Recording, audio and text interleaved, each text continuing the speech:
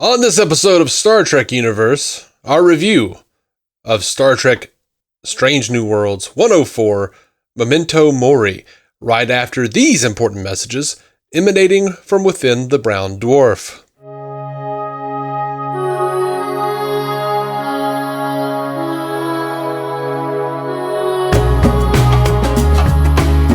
Welcome to Star Trek Universe, the podcast where you get to listen in on two lifelong friends talking about Star Trek. My name's Matthew Carroll. I am David C. Robertson. How you doing, Dave? Let me tell you, man. Yeah. At the beginning of this episode, I was eating a Sonic burger and chili cheese tots. By the end there, I had a brown dwarf tethered to my black hole. Gross. Why? Why do we have to start every episode this way? Because not every episode, but the most overwhelming thing about this episode for me was that me and my wife just kept laughing every time they said brown dwarf or black hole. You're children. You're both absolute children. That's why we don't have any. We're child enough. Yeah, child enough, and they're in the house. Yeah, man. I gotta say, I drove 11 hours today, and I got home, and I was like, man, I don't know about watching an episode of Star Trek and doing the cast. I've been driving so long, so tired. And then I started this episode, and I was like, oh, we'll just see how it goes. Yeah. This episode kept me up, man. I liked it a lot. Cool, man. I really, really liked it. Just we've talked a lot about, even with Picard and stuff, like that one scene on the Stargazer feeling like, oh, it feels like Starfleet, like this doesn't feel like, I don't know, Discovery, even though they have moments that feel a little Starfleet, like it always feels like it's just one person making a decision. There doesn't ever feel like there's a chain of command hardly. Like it just always feels like characters doing things, like they don't feel like they're following regulations anymore. They don't feel like, it just kind of feels a little haphazard. Same thing with Picard. Just having them on the bridge, like talking like a crew, like belay that. Wait, do this. Like red alert, yellow alert, shields up. Nope, wait, belay that. Communicate. Like just that same old patter that I'm so used to from original series, Next Generation. Like just that. Yeah. I loved hearing the bridge crew just chatting, like just doing Starfleet things. It was just really nice. It's very comfortable, and I will agree with that with caveats. Okay. But yeah. It just felt nice. It just felt nice to be on the bridge of a starship and have the crew talking like starship members. Everyone but Ortega's. Well, she does it too. But then she does have a few lines. I liked her lines this episode, though. I did not. I liked the freak or tweak or whatever from last week. I really loved her line delivery on "Space really wants us dead." That wasn't bad. That one wasn't bad. It was just, there was a scene, I don't remember what she said, like Pike gave her an order, and she just said some kind of like snarky shit. And he had the same reaction I did, where he was just like, really? Like, he's just like looking at her like, dude, do your job and shut up, Oh, man.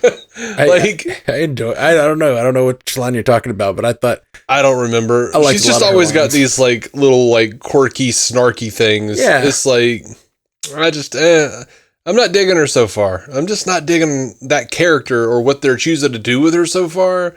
Well, we haven't gotten a episode focused on her yet. I think this was our Lon focused episode, which we've gotten. I feel like we've gotten a good bit of Lon in the previous episodes, but this was the first one really from her perspective. And I really appreciate it. It made me really get into her character a lot more. Yeah. So yeah, we'll see. We'll see how it pans out as far as how I feel about her at the end of the season. Yeah, she's plucky comic relief right now. Yeah, and I feel like she says really obvious stuff, but that's their version of humor on this show, is just characters saying really obvious things that the snarky character TM says in every show. Oh, here's the thing. So we all remember how tough it is, supposedly, to get into Starfleet Academy. Spock just talked about how tough the numbers are in the second episode. this is a place that requires you to be so friggin' smart that Wesley Crusher failed his first time applying. Wesley, boy genius who saved the Enterprise almost every episode of TNG Season 1. And now I'm a traveler guarding time. Crusher.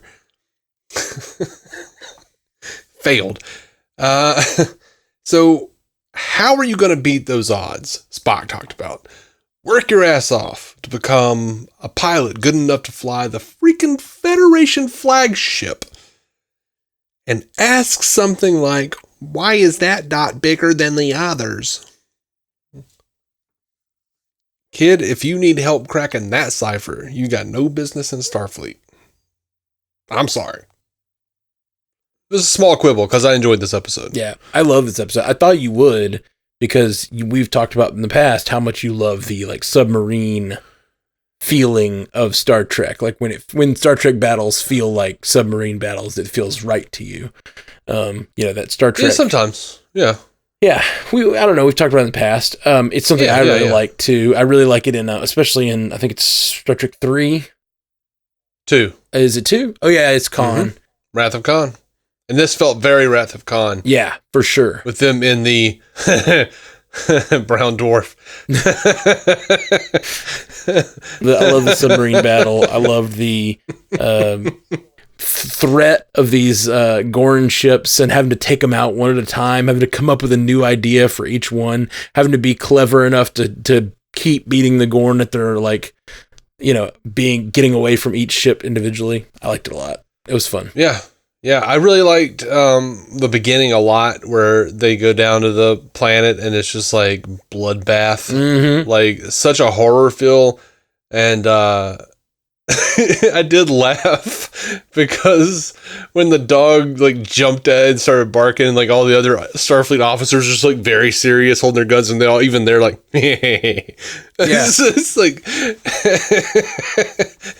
and my wife was like, that's not funny. Don't laugh at that guy. Like, do your jobs, you dicks. I'm like, no, it's pretty funny. They would totally do that. Yeah. I like that they snickered. And also, I just liked that there was a dog. I don't know. Yeah. I feel like they don't normally have dogs on these worlds. Right. And they'd take their dogs with them. Yeah. But yeah, I thought they ratcheted up the tension very well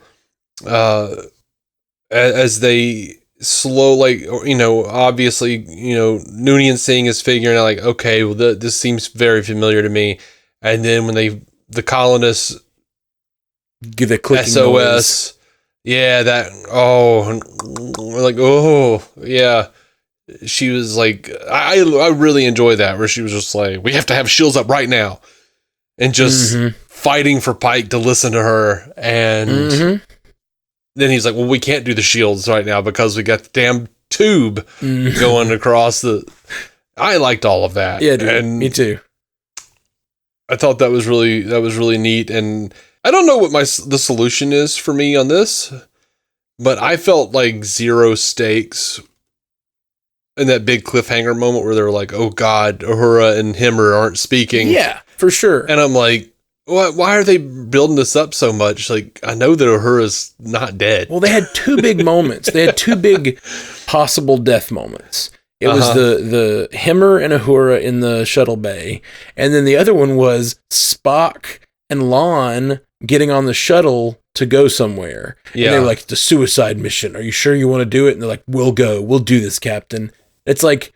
And he just kind of poked out there and watched him go, okay, we're going back. It wasn't scary at all. Right. But the thing that was crazy to me is that, like, from a writing perspective, you want those moments to be tense, and they made sure to send an original series crew member with each of them.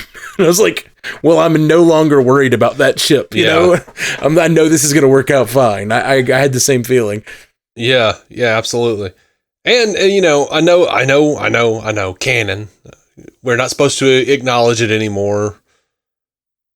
What do you mean? But I mean, it's not so, the fans get angry, but Spock said he had never done a mind meld on a human in Dagger of the Mind, and here he is doing a mind meld on a human. Just saying. Oh yeah. just little things that stick in my head that I'm like, damn it. Why are they ignoring that? Wouldn't he have also probably mind melded with his sister at some point? Maybe not. I don't know. I don't know. Maybe. I don't remember. I don't remember Discovery. Although they did have a moment of his sister's voice in this episode. Right. He's not supposed to acknowledge his sister, though. You know. Right. And that was funny, too. Like, they're like, oh, yeah. But, like, Pike is wearing, like, his little remembrance badges of Discovery. So I'm like, what? Oh, really? People are like, yeah. So, like, people are, like, looking at his badge going, what's that ship? And he's like, nothing. Oh, no. I think it was supposed to be destroyed with all hands lost. Oh, was that it? Yeah, that's how they covered it up. And they didn't ever talk about the spore drive. The spore drive was put into secrecy, and the Discovery was lost with all hands in the battle with the AI. So that's why it would make sense, actually. Okay. I'll say that. I thought they were like disavowing any knowledge of Discovery ever happening. Like, oh, what's Discovery? Last week we had a ship named the Stamets. One of the shuttles is named Stamets, which I think was also a remembrance of the crew that was lost, which is kind of fun. Well, yeah, but there's also like a real life Paul Stamets who was like into the mycelial network stuff, like the mushroom stuff. Like, oh, really? That was like a real person. Weird. So okay. It was, they could have been referencing that. I assumed in this particular instance, though, since they just lost the crewman Stamets, they probably named that shuttle after Stamets. I did too. It's kind of fun. Honestly. Yeah, man. I like the sub chase. I really liked using the gravity to just like drop the bomb on them. That was so much fun. Yeah. I like the like clever science figuring shit out, man. It's just fun. I enjoyed the episode mostly. A great deal. Yeah. It did a really good job. I loved freaking M'Benga using his plasma to save number one. Yeah. All of that was good. I'm really like, even though she is nothing, absolutely nothing like Nurse Chapel in the original series. I'm really digging Nurse Chapel. I really am. Me too. I feel like I need to say that because I've complained just that she's not like her at all. And I just don't see how that personality becomes that personality. But at the same time, I'm really enjoying her anyway. If that makes any sense. Yeah, no, I hear you. I really like Nurse Chapel a lot. I don't have as strong a memories of Nurse Chapel in the original series, but the memories I do have don't feel so conflicting with this one. This one feels like a younger version. Could be a younger, more impetuous, more like, whatever, more brash version of that older character. I could see it, but I don't know her as well as you do. So. Yeah. I mean, I could see, this Nurse Chapel maybe just after working with someone so, kind and patient like M'Benga, like getting a little older and just once she like meets McCoy and he's her boss, just like getting beaten down emotionally because McCoy was such an asshole. She was so hopeful. She had so many dreams, and then she's McCoy. Like, it's been like freaking 15 years. McCoy's a dick. Spock still won't have sex with me. What the hell, man? This sucks. Oh man, I just liked they just had so many good little things in here that are just so close to my heart. I loved how much Pike loves the Enterprise. Yeah. I believe in Enterprise. She can handle it. And then as they go down deeper into the brown dwarf. Sorry, I was holding for a laugh. If that was... I know. I was just thinking you said good little things, and then I thought big brown dwarfs, So I'm a child. I'm sorry. But I love that. I love how much he's just like trusting in the Enterprise, like completely just like his faith in the Enterprise is, and then as they go deeper, he's like, she'll hold.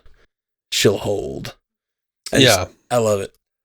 And what's funny to me is like I didn't at all at any point did I think that's faith in the Enterprise. I thought Pike knows his future. He's like, I'm not gonna die here. That's a good point. That didn't cross my mind. I was thinking of like Kirk's love and trust in the Enterprise and Scotty's, and like I was also thinking of like Malcolm Reynolds just talking about his ship, you know, like she's beat up plenty, but she'll hold true. Right. She'll fly true. She'll fly true. I think that was like one of the little sticking points for Pike here is that, you know, he had such faith because he knows the future. He knows his future. But then we wind up with 7 people in caskets at the end of this episode. And every time someone died, you saw that look of turmoil on Pike's face. That realization that the Enterprise will hold, I will hold, but not everyone will. Like, you can't just make these decisions willy-nilly. Other people are going to die. And he's known this. Yeah. This has always been like a big sticking point for Pike since the pilot. Like, that was why he didn't think he wanted to be captain anymore, because he didn't want to send anybody else to their death. But, yeah, I enjoyed that particularly. And that's what I was thinking of the entire time was, you know, dude's seen his future. He knows he's not going out this way. I don't know why that didn't even cross my mind this episode, but probably because of the 11-hour drive. But I just was thinking of it completely as just him, you know, him trusting the ship and wanting, you know, believing in it. His sort of like complicated issues with faith, and I just and belief. And I love the line he's talking to Lon, and he says, you know, you need to give them hope. Like, you can't. Yes, it's okay to be blunt, but you need to give them hope. And she's like, I will make that adjustment, but I won't lie to them. And he says, the best miracles are born from truth. Yeah. I love you, Pike. I love you so much. That was good stuff. I did enjoy that. There's a line on an Orville episode we just covered on Pandavision, where there's some time travel shenanigans going on. And he's like, the captain's like, you know, I don't know.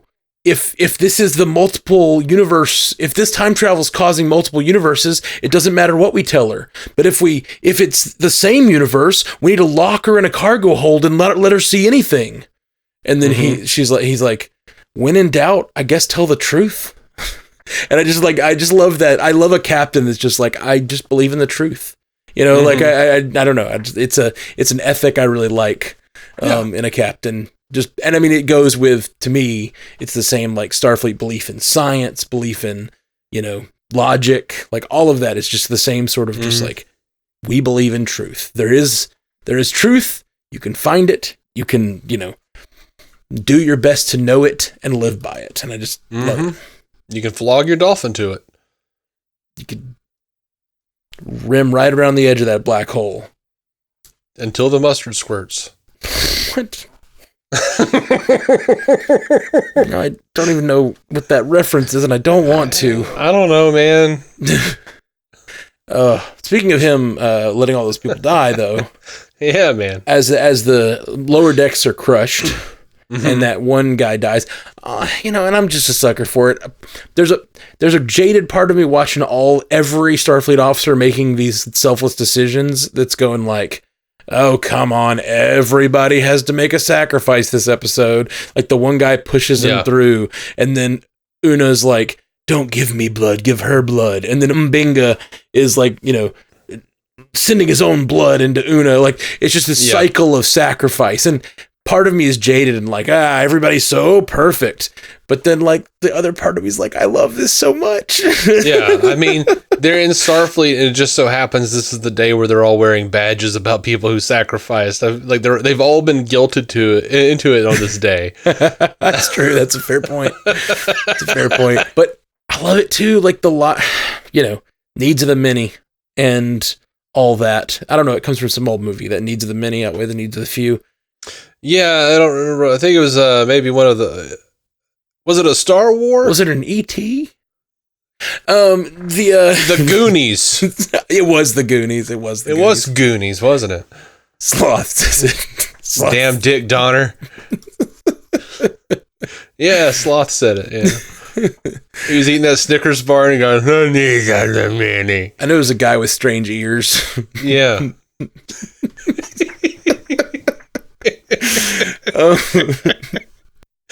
No, it was Salacious Crumb in the Return of the Jedi. They had to put subtitles because he said it, but without the subtitles, it was just what a weird thing for that little guy to say.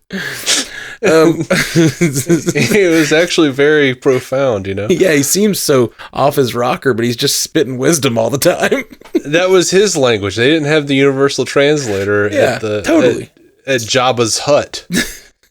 I don't think it's Isn't that what it was called? I don't think it's a hut. It's not like Pizza Hut. It's Jabba the Hut. He's the hut. Jabba was a hut, but he had a hut, and it was like atop a floating slave ship. And that was a hutch. Oh, okay. Little table in the hallway.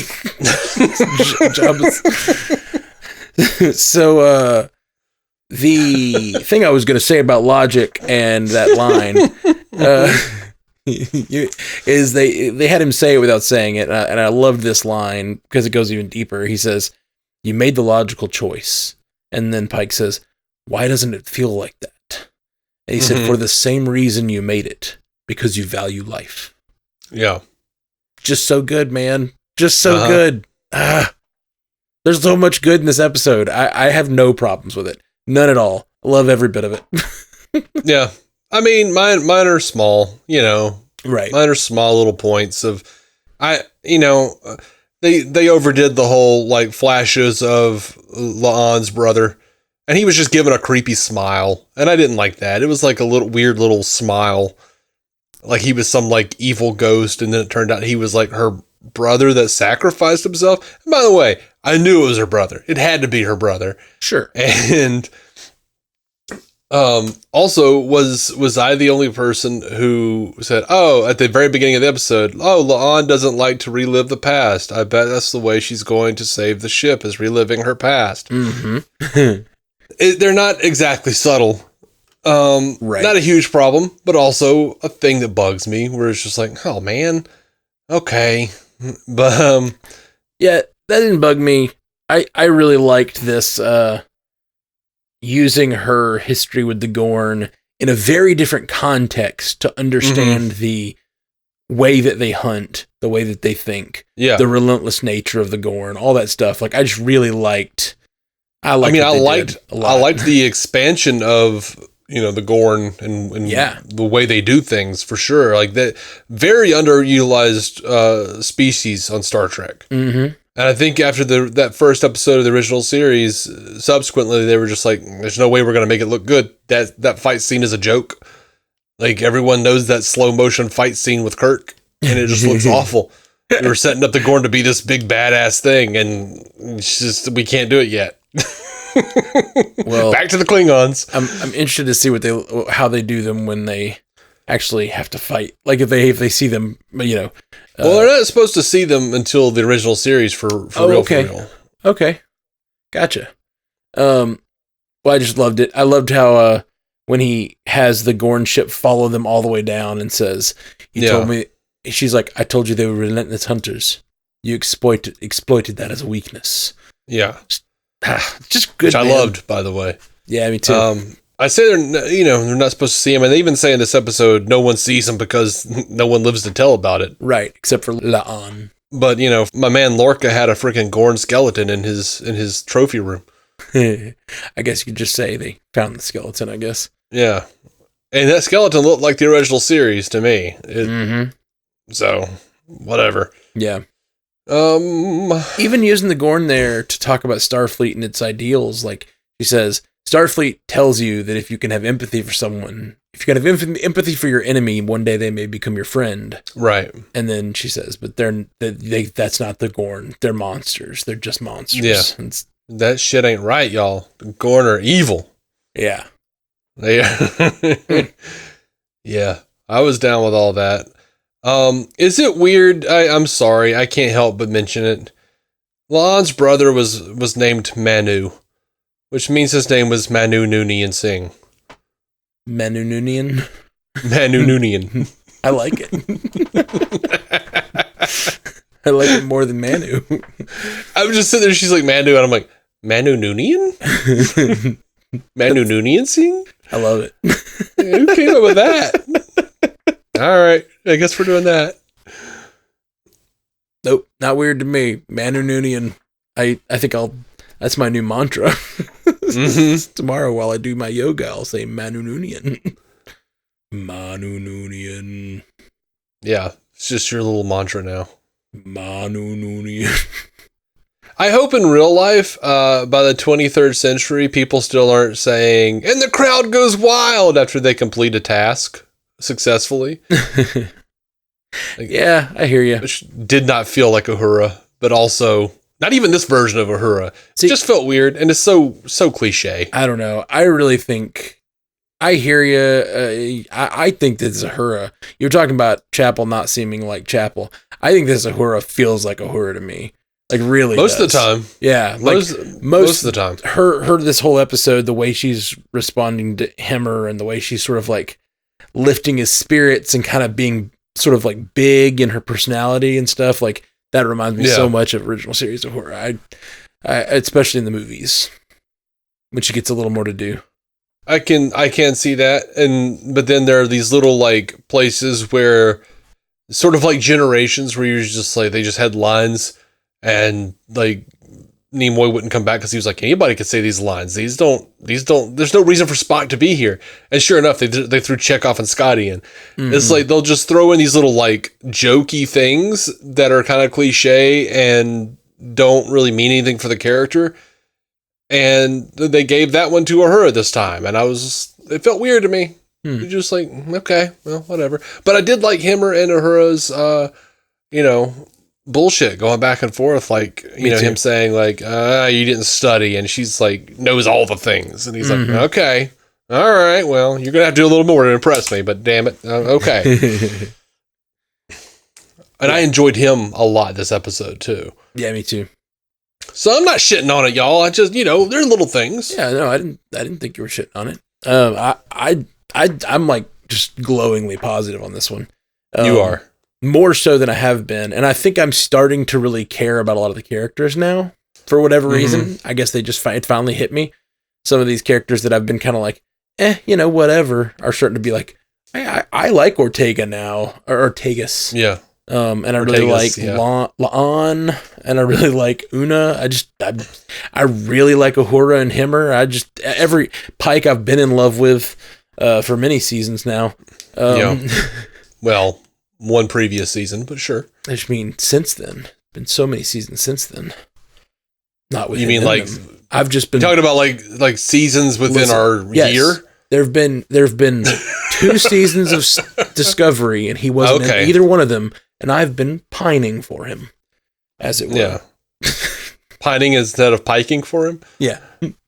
Chris pining instead of Chris pining.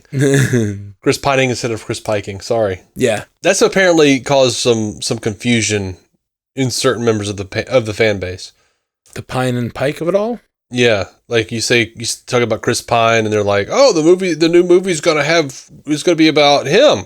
They're talking about they're going to do a movie after the series. And we're like, no, weird. Like Chris Pine, the guy that plays Kirk. Oh, I thought he was the captain of the Enterprise on that news show. That's Pike. Also, he was. What are you?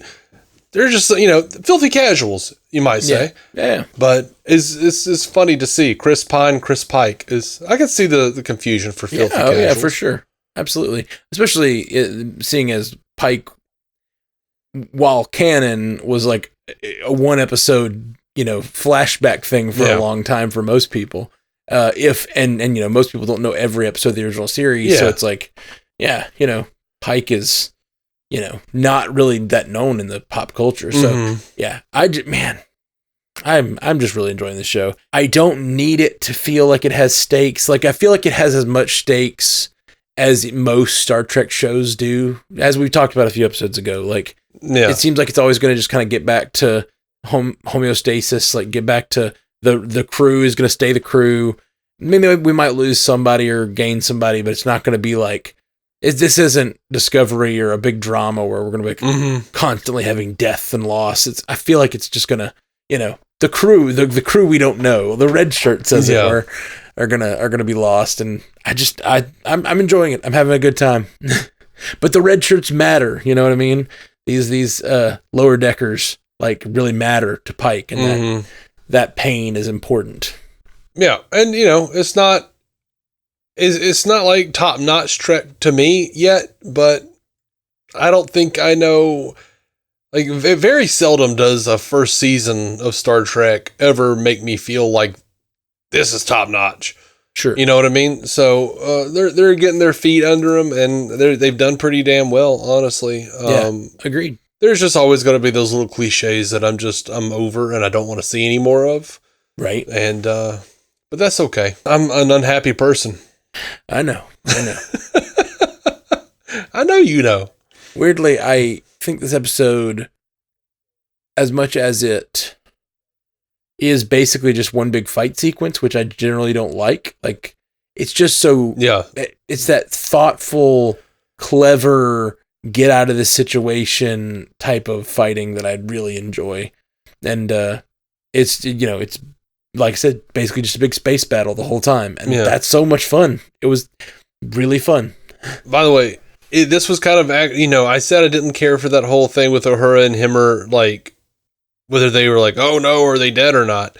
But the thing I really liked about that almost made it worth it was when they said that they were all right. When Uhura finally chimed in over the intercom, freaking Spock turned away from everyone and smiled. Yeah. They were subtle about it. It just looks like he turned around to the console, but you could see him like crack a smile as he's turning like, okay. Yeah. Like, that was nice. Yeah, that's great. I enjoyed that. Just a good episode. I dug it a lot. I can't say enough good about it. And I'm liking all the characters more and more. So yeah, it's got me excited for next week. By the way, if you're a casual fan out there listening to us and you were offended by my usage of the term filthy casual, I apologize and I understand. I am thinking about upgrading that to something more stylistic. I was thinking about maybe grunge cash. Make it seem like a stylistic choice. I hear you. Yeah, she's a little grunge I've cash. heard people be offended by filthy casual, but the truth is, that's a term for neckbeards. Gatekeeping neckbeards. Right. But like, if you're using it sincerely, then yes. I don't think that either of us use that sincerely, like that they're actually filthy. I take it is from just online discourse. I call myself a filthy casual of like Star Wars or whatever. Like certain shows, I'm like, oh yeah, I'm just filthy casual in that. Like, No, I don't mean anything. Oh yeah, exactly. I don't in any way mean anything demeaning. It is a very common internet term to just be a casual fan of something. Someone who, and really just means like someone who likes it, who doesn't know it as well as I do. Right. And I'm not trying to be a gatekeeper or anything. When I do, almost every week now, I show up on that Star Trek show hosted by Sean Ray, and freaking like Rick, especially Rick of Starbase 66. Like, I'll say some shit and he'll just school my ass, dude. And I'm like, look, man, I know I don't seem like a real fan right now, but I've got Swiss cheese memory. Yeah, like I can't keep all this shit in my head. I can't keep episode titles of the original series and every member of the Hellfire Club from X-Men in my head at the same time. Choices had to be made, man. You've got to I have to switch up and go back and forth, refresh my memory.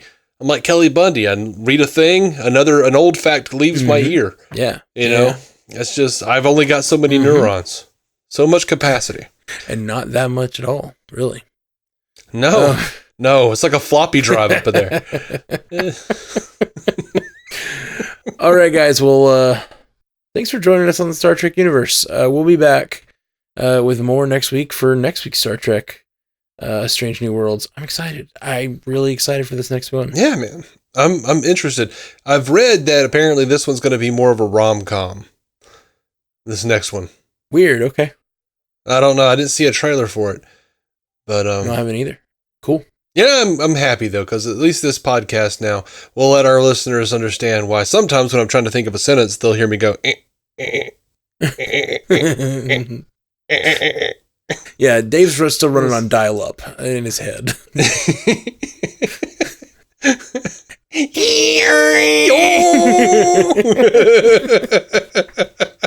Ah, damn it, 56K. All right. Dave, wonderful casting with you this evening. I hope you sleep well. Yeah, I'm going to man. go to sleep. It's been a long, long day. My sleep's all messed up. I don't even know what I'm going to do, but All right. sleep well, buddy. Thanks, man. I will. Joel on true. Live long, sir. Prosper while you're at it. Thank you for listening to the Star Trek Universe Podcast, a Stranded Panda production. If you'd like to hear more from David C. Robertson, check out the DC On Screen podcast or maladjusted.tv for his web videos. If you'd like to hear more from Matthew Carroll, check out the Marvel Cinematic Universe podcast or listen to his music. Just search for Matthew Carroll anywhere you get music.